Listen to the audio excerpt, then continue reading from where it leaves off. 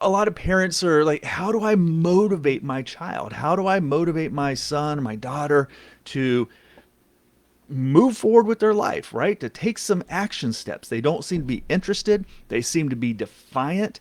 And parents find that when they're trying to motivate, it seems like it makes things worse, right? They shut down more, they dig in their heels more, they argue more, they threaten more, all these kind of things.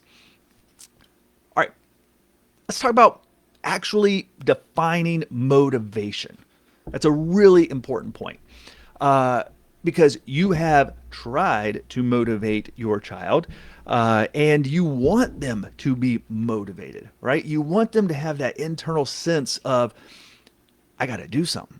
I got to take some action. I got to take some steps. I got to push through. I got to figure this thing out and get going, right? That's what you want.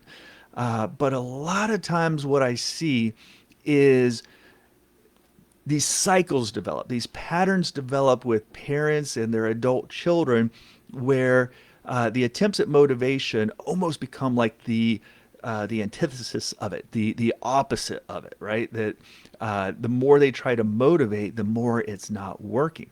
So let's dig into motivation a little bit. The real motivation that a lot of parents are talking about is they want this internal motivation to come up. They want their child to find that purpose, to find that direction, to believe in themselves, and to feel capable and hopeful and to move forward. And that makes sense, right? You want that. But there's another kind of motivation that honestly parents tend to lean on more, which is external motivation, right? And the external motivation is things that come from outside of us, like our structure, the expectations, the consequences, real world pressures, and things like that. So you have internal motivation and you have external motivation. And I'm going to cut to the chase right here. You need a good balance of those two types of motivation. But let me give you an example. I was just thinking about this right as I was driving home from work, and it was about work. I genuinely love my job as a therapist. I like going to work. I like helping people. I like the sense of feeling competent and seeing people's lives changed. I enjoy my coworkers. And yes, there are absolutely difficult moments and difficult parts of my job for sure, but I genuinely enjoy it. I enjoy it enough that I would just go to work, but not always, right? There are days that I wake up and I don't feel like it. I'm internally motivated most of the time, right? That's all those things. Like I want to be at work. I enjoy what I do. I connect with people, but there's times where I don't feel that way. I wake up in the morning and I say, I don't want to be a therapist today. I would rather go snowboarding. I'd rather sit on my butt. I'd rather spend time with my family today. Just I don't feel like going. Or maybe I have a cold or something. I don't feel like being a therapist that day. That's where a different kind of motivation kicks in, right? I've got bills to pay. I've got family to support, right? That's some I ultimately I need to work. I need to pay those bills. I also have a schedule. I've made commitments, right? If I don't show up to work, there's going to be people who are going to be like, hey, why'd you leave us high and dry? Why'd you leave us out in the cold? We had an appointment. You didn't show up, right? And um, those are external factors that in those tough days, like, nope, I got it. This is my job. I need to go. I need to do my work and I need to follow my commitments and I don't want to create a worse situation. Those are those external motivations that turn into internal motivations for me. And then, of course, there's this parking lot I share with this other building, which there's a group of attorneys. And if I don't show up, maybe they're going to think I'm lazy. If they see that I'm not coming into work, maybe they're going to say, this guy's kind of a slacker and he's not very motivated. And they might think differently of me. But here's the thing. One, I don't think they would think that. Two, I wouldn't care. right? They might have that expectation, but that expectation doesn't mean anything to me. It doesn't matter to me. So they can have that expectation. You can have an expectation for your adult child that they don't see the value in or they don't care about. So that's an important point because a lot of times we get the out of balance, right? We get those two out of balance. So basically, parents have expectations that they are motivated about that their kids are not motivated for. So here's the bottom line: you need a balance of internal and external motivation, right? It needs to be where they're working in harmony. And I'm going to explain that a little bit more. So this kind of gets into a second point. I thought about this in 3 points, but really it all is interconnected, and I'll try to make that together. But the first is you need that balance of internal and external motivation, and the second is you want to create an encouraging environment for change by balancing that internal and external motivation. So what do I mean by that? I'm highlighting the word an encouraging environment, right? We want them to gain that internal sense of motivation, and uh, and we want to make sure we're encouraging. A common pattern that I see is parents who tend to gravitate towards the extremes. They will avoid because they don't want to upset their child, right? They don't want to upset them. They don't want them to shut down. They're just hoping it's going to get better. They yeah, they're believing them when they say they're going to change one more time, but then things don't change because it's not being talked about and it's not being addressed, and then things eventually don't change. And then parents go to the other extreme where they have this really strong emotional reaction, and it comes like anger, lecturing, um, guilt trips, things like that. And uh, they try to motivate using that emotion, but that's the kind of thing that gets the reaction that they don't want. It doesn't create that motivation. I can give you an example. I was talking to a young man just the other day, and he was describing this pattern. He didn't see it as a pattern, but as he was talking, I was seeing it, and he was saying basically that and by the way, he's at home. He's a young adult in his 20s, and he's not working. He is barely taking some classes. He's got some bad grades. And he's basically spending massive amounts of time gaming and talking with his friends and doing gaming stuff, or he goes out of the house and hangs with his friends. And the parents kind of back off, and they gave him some room, and they give him room, but then nothing happens. And the dad in particular will get really upset, and he'll come in, and this kid was telling me his dad's like basically like, you cannot play any more games, you cannot be on the internet anymore, you absolutely cannot do this.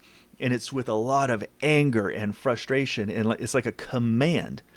And I asked him, well, does that motivate you? He's like, no, it makes me hate my dad. It makes me feel uh, angry, and that they don't understand what's going on, and they, just going to try to control me. And it was anything but motivating for him, put it that way. And then he would say, but his mom would then get angry at the dad for being so angry, right? And the mom would soften things, and she would get the dad to back off.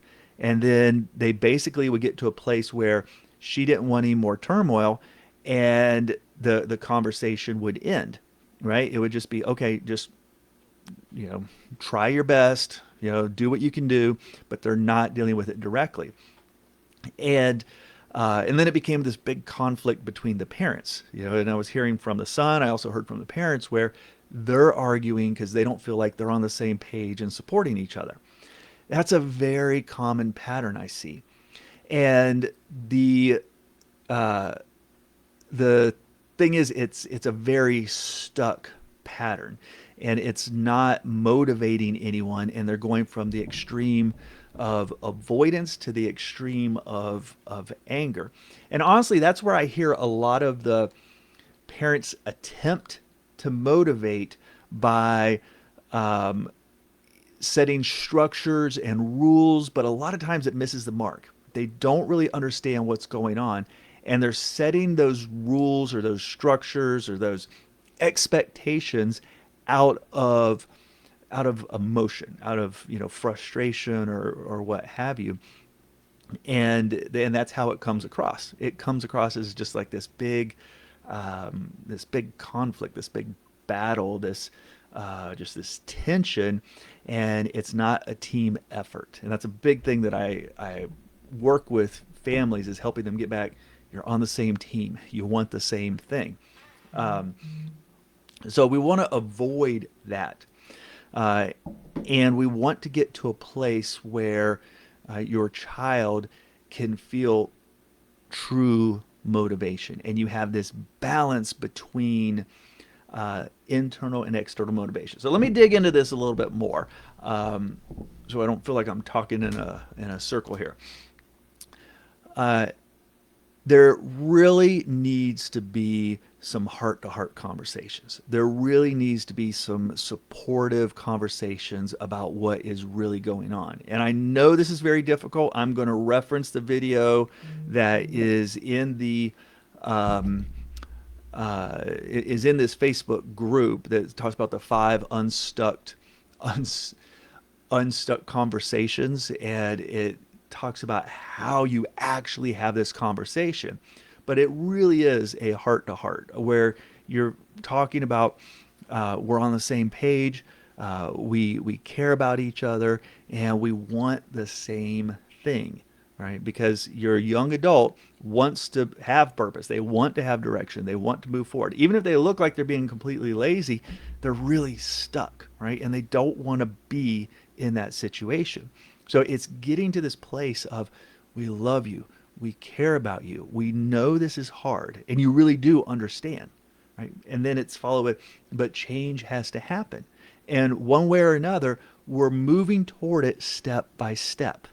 Right? And a big part, I mean, that's what I do in my therapy when I'm working with these young adults, is I help them uh, reconnect with hope, in that they can have purpose, they can have direction, they can have a sense of I'm getting control of my life, and I know what I want to do, and I know how to get there, and they start believing in themselves again, right? And that's not going to come out of moments of just avoiding what's going on, or everyone blowing up about it, and or putting random disconnected expectations on your young adult. It's got to be that heart to heart conversation about, okay, this is the path forward. And then there has to be these conversations about what those small steps will be. And that's different for everyone. I've talked about this many times, and we'll talk about it more. There's one talk we did which was specifically about setting motivations, and like I said earlier, I'm going to be putting some of those on, reposting those and making them a little bit more clear, kind of categorizing them. So be looking for those. But there was one specifically on how you set those specific things. Is it, paying for their own phone bill, or paying for their gas, their car insurance? Is it that there's going to be a weekly check-in that can't be avoided? We're going to talk about it. It could be stuff in the household responsibilities. There's a lot of different things, but you have to have those steps. This is a huge point I want to make here. I almost want to pause dramatically so this point gets across. Uh, the external motivation, right? The expectations, the structure, the steps that you're going to put in place, even the consequences of those, the results of those steps, need to be connected to the internal motivation, right? And that was the example I was trying to give when I was saying, like, with my own work. I don't care what my neighbors in the other offices think about when I show up and when I don't, right? And they can have whatever expectation they want. It's not relevant to me, right? It makes no sense to me. There's no connection. And the same thing with your adult son or daughter who's stuck at home. If you're just pulling out random things that they can't, now they don't have to like it. That's not what I'm talking about, right? But there's got to be some logic. There's a reason. So, for example, financial responsibility. You're going to have to start paying for something, right? That's directly connected to the skill of them learning to manage their money, take responsibility, right? How are they going to move out on their own? How are they going to do that if they can't take care of things financially, right? And so the small step of them paying for their cell phone or whatever it is directly connected to helping them, right? And it's not always about money. It can be about the conversations, talking about difficult things, right? We're going to have a check-in every week and we're going to have this difficult conversation, out of love, out of concern, because you need to know how to have difficult conversations and you need to be able to talk about solving this problem and moving forward, right? Because when I say this when I'm working with parents with kids of any age, even little kids, when kids say why, they really, when they really don't understand, why is this rule here? Why are you making me do this? Why is this happening? You want to have an answer, because that's part of learning.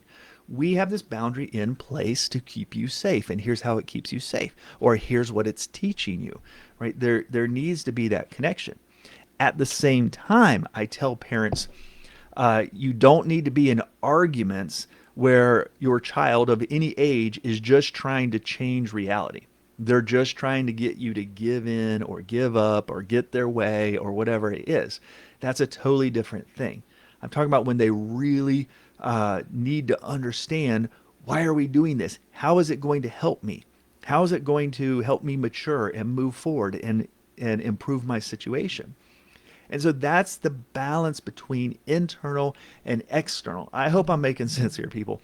That you're like, internally, right? That you believing in yourself, finding something you're passionate about, finding purpose, finding direction, and then being able to take small steps or big steps, whatever step they can take that fits with that internal motivation. And that's an ongoing conversation. I just, I've seen things move forward very quickly, but it's never just one conversation, right? This is a process of continuing to talk, continuing to push forward. But what I see over and over in families that remain stuck is this process somewhere is breaking down. Somewhere they are not connecting with their kid. They're not connecting with the internal, external. It's becoming too emotional. It's becoming arguments. They quit. If you don't follow through, if you don't have a plan to follow through, things are going to go back to the way they were. That's just how it is. So that is that is a big part of what you're trying to do. Is you're trying to balance that out. You're trying to connect with them. Now, this is my third and final point for tonight, and it's logical if you think about it. If change was easy for your child, they would have already done it, right? They would have already found a way to get motivated and move forward. There is something that they are struggling with. It's their anxiety, it's their self-doubt, it's their lack of skills, it's the traumatic thing or the heartbreaking thing or the thing that just kicked them in the butt or the gut or somewhere, and they haven't been able to get past it, right? There's some sort of struggle that is contributing to them being stuck. And on top of that, there almost always is some form of escapism. some sort of bad habit or addiction that they have developed to not think about their life, like massively over gaming or being on the internet or using substances or pornography, or there's something that they are using to not deal with life, because they're not just sitting in their room all day doing nothing, right? And those habits are hard to break. They're hard to change because that's their maladaptive way of coping, is one way you could say it. Uh, so when you have a talk with them, right, this is the whole flow I'm going with. When you have a heart to heart with them about, we know this is hard, we know this is difficult, and you spend the time hearing how it's difficult, how it's hard, and then you then talk about taking small steps, and you have a way of following through with those small steps, right? Like, we're really going to stop paying for this. We're really going to be checking in with you every week. We're really going to, whatever that thing is.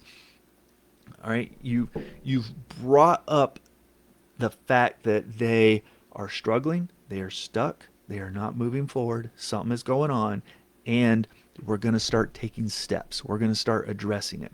When you do that, there will be resistance. They will push back. You will create, well, you're not really creating it, you're just not avoiding it anymore, right? It's They're going to have to face the thing that has been holding them back.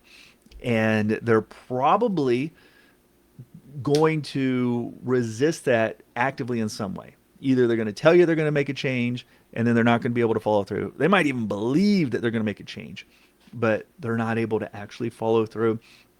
They might just be saying that to get you to shut up and then to go back to what they were doing. They might get angry. They might, whatever it is, but they are going to struggle because this is difficult for them.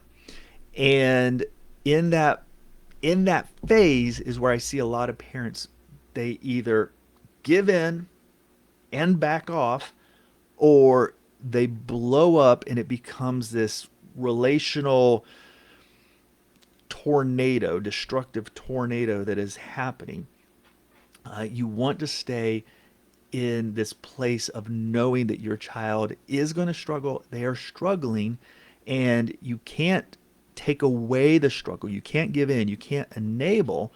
Um, but you also want to continue to help them and support them. And that's also in the other trainings I've talked about, and that teaching about the 5 unstuck conversations, because one of the conversations is how you support them, how you encourage them in those moments.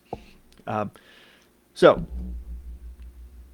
there, the motivation is the balance of the internal, get to the core of why they need to move forward, what's in it for them, what they believe in, and how they can believe in themselves, and feeling on the same page with you.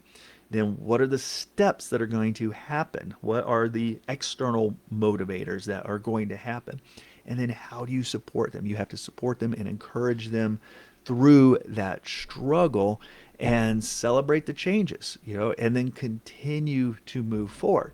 Now, I know you're probably saying, John, that just sounds all fine and dandy and easy peasy. Believe me, I know it's not, right? But it is the formula. It is the direction that you need to go. And a lot of what I do with when I'm talking with families and parents is uh, they logically understand what I'm talking about, and they're like, yes, we want that. That's where we want to go, but it's where things break down in the process, and that's where a lot of times as parents we need to look at ourselves. What am I doing or not doing that is contributing to the stuckness that we are all in. But I don't want to leave with discouraging words. I want to leave with encouraging words, because you can do this. Stay away from those extremes, right? And don't let fear keep you stuck. Don't let fear keep you from trying, because you can do this and you're not alone. There's a whole bunch of people in this group and a whole bunch more that are going to be joining this group and other things that we do. who are in the same boat, and I've seen the change happen. I talk to people on a regular basis that find that direction. Their kids find that purpose in that direction. The family moves forward. It is absolutely possible.